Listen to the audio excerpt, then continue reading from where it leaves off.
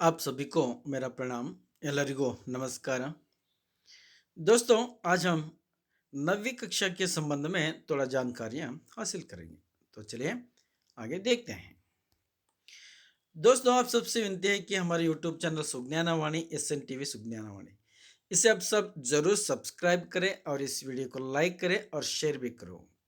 ಸ್ನೇಹಿತರೆ, ಎಲ್ಲರೂ ನಮ್ಮ ಚಾನಲ್ನ ಮರೆಯದೆ ಸಬ್ಸ್ಕ್ರೈಬ್ ಮಾಡಿ, ಹಾಗೆಯೇ ವಿಡಿಯೋನ ಲೈಕ್ ಮಾಡಿ ಮತ್ತು ಶೇರ್ ಕೂಡ ಮಾಡಿ। तो चलिए आगे देखते हैं। 9ನೇ ತರಗತಿ ಹಿಂದಿ गद्य पाठ चरापुंजी से आया हूँ। चरापुंजी से आया हूँ गद्य पाठದ ಎಲ್ಲ ಪ್ರಶ್ನೋತ್ತರಗಳ ವಿಶ್ಲೇಷಣೆ। 9वीं कक्षा हिंदी गद्य पाठ चरापुंजी से आया हूँ। चरापुंजी से आया हूँ गद्य पाठ के सभी प्रश्नोत्तरों के विश्लेषण। तो चलिए आगे प्रश्नोत्तर देखते हैं। पहला मुख्य प्रश्न है, एक वाक्य में उत्तर लिखिए। पहला प्रश्न है, किस राज्य को बादलों का घर कहते हैं? किस राज्य को बादलों का घर कहते हैं? उत्तर है, मेघालय राज्य को बादलों का घर कहते हैं। तो अगला प्रश्न है, जीप में लेखक के साथ और कौन बैठे बैठे हैं? उत्तर है, जीप में लेखक के साथ संगमा और उनके दो दोस्त बैठे हैं। तो दोस्तों, आप इस प्रकार उत्तर लिख सकते हैं। तो चलिए अगला प्रश्न देखते हैं। ಮುಂದಿನ ಪ್ರಶ್ನೆಯನ್ನು ಈಗ ನೋಡೋಣ। मेघालय के 3 अंचलों का नाम लिखिए। तो उत्तर है, मेघालय के 3 अंचलों का नाम है खासी पर्वत, गारो पर्वत और जयंतिया पर्वत। तो अगला प्रश्न है, ಮುಂದಿನ प्रश्न है, मेघालय में हर कहीं कौन सी पारिवारिक व्यवस्था है? तो उत्तर है, मेघालय में हर कहीं मातृ सत्तात्मक पारिवारिक व्यवस्था है। तो दोस्तों, आप इस प्रकार उत्तर लिख सकते हैं।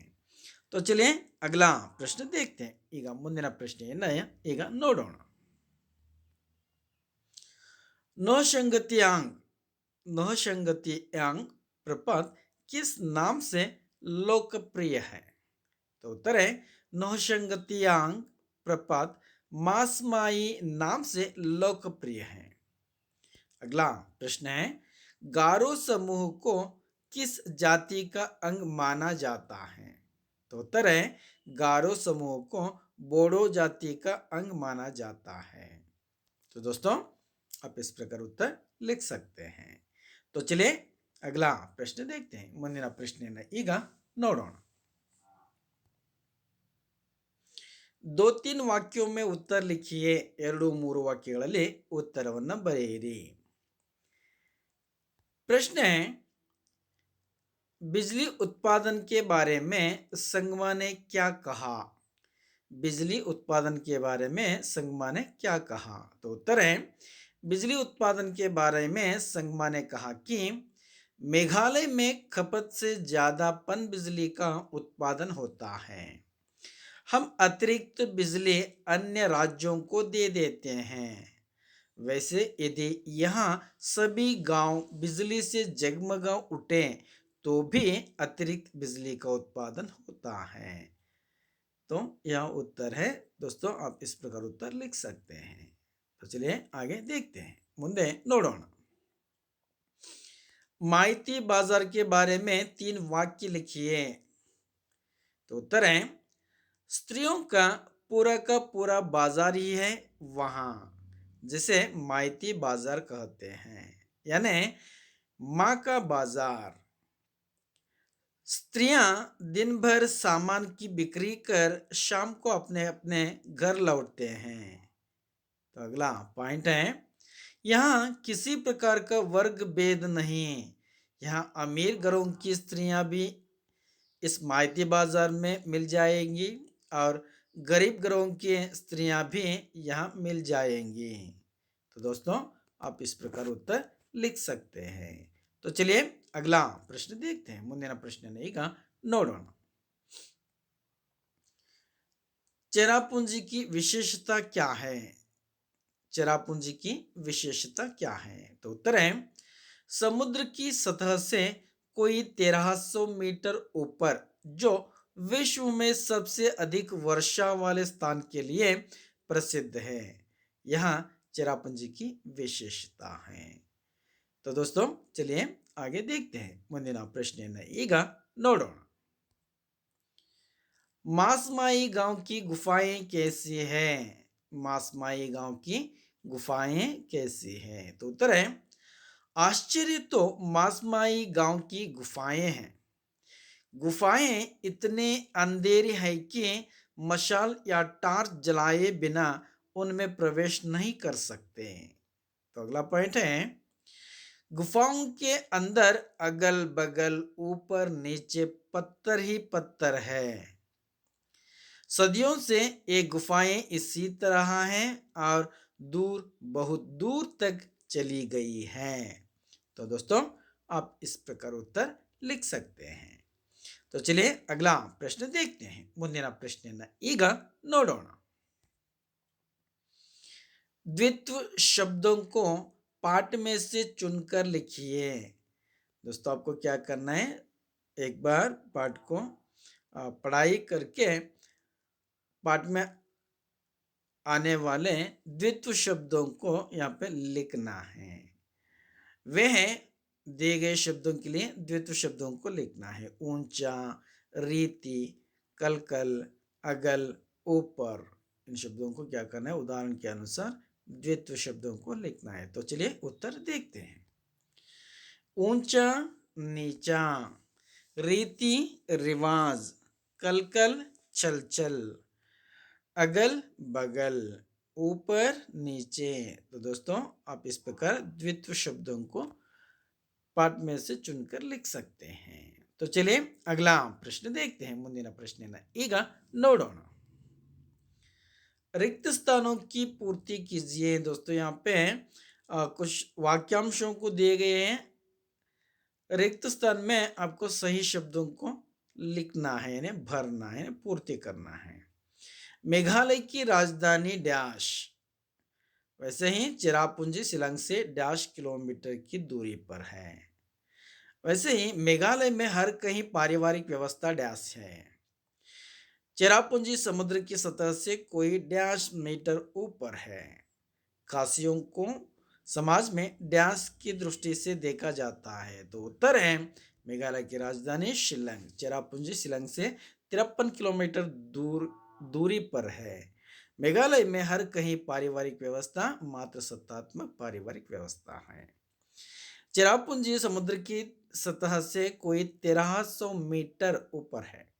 कासियों को समाज में सम्मान की दृष्टि से देखा जाता है। तो दोस्तों आप इस प्रकार उत्तर लिख सकते हैं। शिलांग 53, मात्र सत्तात्मक 1300 और सम्मान। तो चलिए अगला प्रश्न देखते हैं। ಮುಂದಿನ ಪ್ರಶ್ನೆಯನ್ನು ಈಗ ನೋಡೋಣ। जोड़कर लिखिए। चेरापूंजी की सड़कें कोहरे से घिरी हुई है। तमाम दुकानों पर स्त्रियां सौदा बेचती हैं। चेरापूंजी में साल भर वर्षा होती रहती है। अगला शब्द है नंग क्रेम। खासी लोगों का प्रमुख नृत्य है। भेड़न कलाम जयंतिया पहाड़ियों का उत्सव है। तो दोस्तों आप इस प्रकार जोड़कर लिख सकते हैं। तो चलिए अगला प्रश्न देखते हैं। ಮುಂದಿನ ಪ್ರಶ್ನೆಯನ್ನು ಈಗ ನೋಡೋಣ। बे उपसर्ग जोड़कर विलोम शब्द बनाइए। दोस्तों आपको क्या करना है, बे उपसर्ग को दिए गए शब्दों के साथ बे उपसर्ग को जोड़कर विलोम शब्दों को बनाकर लिखना है, बनाना है। उदाहरण के लिए हिचक, बेहिचक। वैसे ही रोक टोक, बेरोक टोक। तो इस प्रकार आप क्या कर सकते हैं, बे उपसर्ग जोड़कर विलोम शब्दों को बना सकते हैं। तो चलिए आगे देखते हैं। बेरोक टोक, रोक टोक, बेरोक टोक। इज्जत, बेइज्जत। रहम, बेरहम। ईमान, बेईमान। कसूर, बेकसूर। वफा, बेवफा। शक, बेशक। ताज, बेताज। सहारा, बेसहारा। काबू, कबू हो गया है, काबू होना चाहिए, काबू बेकाबू। तो दोस्तों आप क्या कर सकते हैं, बे बे उपसर्ग जोड़कर विलोम शब्दों को बना सकते हैं। तो चलिए आगे अगला प्रश्न देखते हैं। ಮುಂದಿನ ಪ್ರಶ್ನೆಯನ್ನು ಈಗ ನೋಡೋಣ। अब आपको किसी यात्रा पर जाना है, सोच समझकर आप इन वाक्यों को एक क्रम से लिखिए। ಸ್ನೇಹಿತರೆ, ನಿಮಗೆ ಒಂದು ಪ್ರವಾಸವನ್ನು ಹೋಗಬೇಕಿದೆ, ಸೊ ಹಾಗಾಗಿ ಕೊಟ್ಟಿರ್ತಕ್ಕಂಥ ವಾಕ್ಯಾಂಶಗಳನ್ನು ಅರ್ಥೈಸಿಕೊಂಡು ಆಲೋಚನೆಯನ್ನು ಮಾಡಿ ಸರಿಯಾದ ಕ್ರಮದಲ್ಲಿ ಬರೆಯುವಂಥ ಒಂದು ಚಟುವಟಿಕೆಯನ್ನು ಕೊಟ್ಟಿದ್ದಾರೆ। तो चलिए इस क्रियाकलाप को देखते हैं, हम कैसे एक क्रम में इन वाक्यांशों को लिख सकते हैं। तो दोस्तों आप इस प्रकार लिख सकते हैं, यात्रा स्थल को चुनना, छुट्टी लेना, बस या रेल में आरक्षण की व्यवस्था कर लेना, होटल से संपर्क कर कमरा निर्धारित करना, और अंत में कपड़े सामान बांध लेना। तो इस प्रकार आप क्या कर सकते हैं, यात्रा के लिए तैयारी कर सकते हैं। तो चलिए अगला प्रश्न देखते हैं। ಮುಂದಿನ ಪ್ರಶ್ನೆಯನ್ನು ಈಗ ನೋಡೋಣ। चिरापुंजी में साल भर वर्षा होती रहती है। वर्षा प्रकृति की अनुपम भेंट है। इसी प्रकार प्रकृति के कुछ अन्य लाभों की सूची बनाइए। तो दोस्तों चलिए प्रकृति से होने वाले अन्य लाभों की सूची आप देख सकते हैं, यानी इस प्रकार लिख सकते हैं, जंगल, जीव जंतु, वायु, सौर ऊर्जा और जल, ये सभी क्या है, हमें प्रकृति से होने वाले लाभ, अन्य लाभ। तो इस प्रकार आप लिख सकते हैं। तो चलिए अगला प्रश्न देखते हैं। ಮುಂದಿನ ಪ್ರಶ್ನೆಯನ್ನು ಈಗ ನೋಡೋಣ।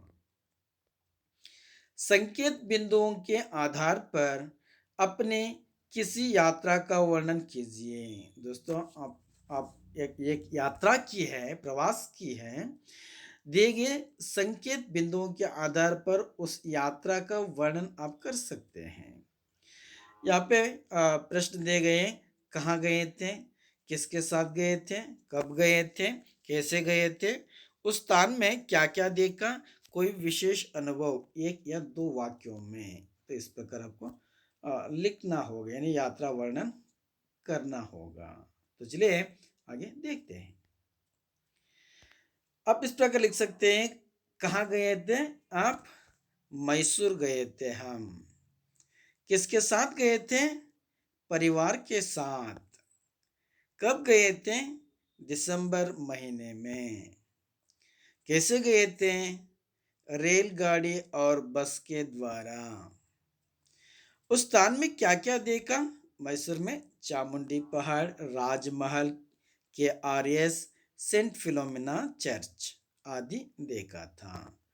और अंत में है कोई विशेष अनुभव, एक या दो वाक्यों में। तो आप इस प्रकार उत्तर लिख सकते हैं। मैसूर एक प्रसिद्ध यात्रा स्थल है। हमने पहाड़ पर चढ़ाई की और पूरा शहर में बहुत घूमे, खूब शॉपिंग यानी खरीदारी भी की। तो दोस्तों आप इस प्रकार एक या दो या तीन वाक्यों में आपके अनुभव को लिख सकते हैं। तो चलिए अगला प्रश्न देखते हैं। ಮುಂದಿನ ಪ್ರಶ್ನೆಯನ್ನು ಈಗ ನೋಡೋಣ। चिरापुंजी में साल भर वर्षा होती रहती है, इसे अतिवृष्टि कहते हैं। इसी प्रकार कहीं कहीं पर वर्षा ऋतु में भी वर्षा नहीं होती, इसे अनावृष्टि कहते हैं।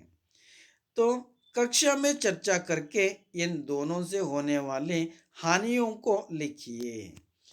तो दोस्तों आप सबको पता है, अधिक वर्षा होती तो उसे अतिवृष्टि कहते हैं, अगर वर्षा ऋतु में वर्षा नहीं होती तो उसे अनावृष्टि कहते हैं। इन दोनों से होने वाले हानि यानी नष्ट के बारे में हमें क्या करना है, लिखना है। तो इस प्रकार आप लिख सकते हैं, अतिवृष्टि और अनावृष्टि। तो चलिए आगे उत्तर देखते हैं। अतिवृष्टि और अनावृष्टि। अतिवृष्टि, खेती नष्ट हो जाती है, अनावृष्टि में खेती नहीं होती है। यातायात में दिक्कत आती है, खेत सूख जाता है अनावृष्टि में। और अतिवृष्टि में बाढ़ आती है, अधिक वर्षा होने के कारण बाढ़ आती है, इससे जन धन की हानि होती है। वैसे अनावृष्टि में अकाल पड़ता है, अकाल का मतलब बरगाला, अकाल पड़ता है और जन धन की हानि होती है। तो दोस्तों आप इस प्रकार अतिवृष्टि और अनावृष्टि से होने वाले हानियों के बारे में लिख सकते हैं। तो दोस्तों चलिए अगला प्रश्न देखते हैं। ಮುಂದಿನ ಪ್ರಶ್ನೆ ಈಗ ನೋಡೋಣ। चुटकुला। दोस्तों आपको क्या करना है, किताब में एक पर इस चुटकुला पढ़कर वैसे ही इसी प्रकार वर्षा से संबंधित और कुछ चुटकुले संग्रहित कर सकते हैं। तो चलिए अगला प्रश्न देखते हैं। ಮುಂದಿನ ಪ್ರಶ್ನೆ ಈಗ ನೋಡೋಣ। अनुरूपता। दोस्तों आपको क्या करना है, अनुरूपता शब्दों के लिए, प्रश्नों के लिए अनुरूप शब्द लिखना है। कर्नाटक, बेंगलुरु, मेघालय डैश। कर्नाटक की राजधानी बेंगलुरु है, वैसे ही मेघालय की राजधानी शिलंग। शिलंग उत्तर लिख सकते हैं। तो चलिए उत्तर देखते हैं। कर्नाटक बेंगलुरु, मेघालय शिलंग। राजस्थान रेत का प्रदेश, मेघालय बादलों का प्रदेश। मणिपुर इम्फाल, बांग्लादेश ढाका। नंगक्रेम नृत्य, भेड़न कलाम उत्सव। तो दोस्तों आप इस प्रकार उत्तर लिख सकते हैं। तो चलिए आगे देखते हैं। दोस्तों यह गद्य पाठ चेरापुंजी से आया हूँ, यह गद्य पाठ समाप्त हो चुका है। तो दोस्तों आप सबसे विनती किया हमारी यूट्यूब चैनल सुज्ञानवाणी SN TV सुज्ञानवाणी, इसे आप सब जरूर सब्सक्राइब करें और इस वीडियो को लाइक करें और शेयर भी करो। ಸ್ನೇಹಿತರೆ ಎಲ್ಲರೂ ನಮ್ಮ ಚಾನಲನ್ನು ಮರೆಯದೆ ಸಬ್ಸ್ಕ್ರೈಬ್ ಮಾಡಿ, ಹಾಗೆಯೇ ಈ ಒಂದು ವಿಡಿಯೋನ ಲೈಕ್ ಮಾಡಿ ಮತ್ತು ಶೇರ್ ಕೂಡ ಮಾಡಿ। ಆಪ್ ಸಭಿಕೋ ಧನ್ಯವಾದ। ವೀಕ್ಷಣೆಯನ್ನು ಮಾಡಿದಂಥ ಎಲ್ಲ ಸ್ನೇಹಿತರಿಗೂ ಧನ್ಯವಾದಗಳು।